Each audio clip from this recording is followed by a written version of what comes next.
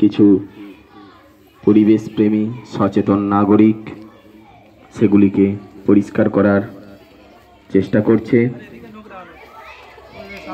সেই সঙ্গে আমরা দেখছি আরও কিছু শিক্ষিত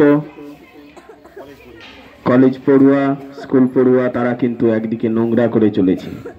একদিকে যেমন কিছুজন নোংরা পরিষ্কার করছে, অন্যদিকে কিছুজন নোংরা ছড়াচ্ছে।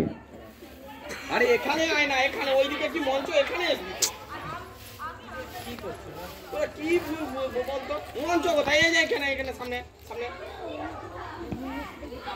সেই সঙ্গে আমরা দেখছি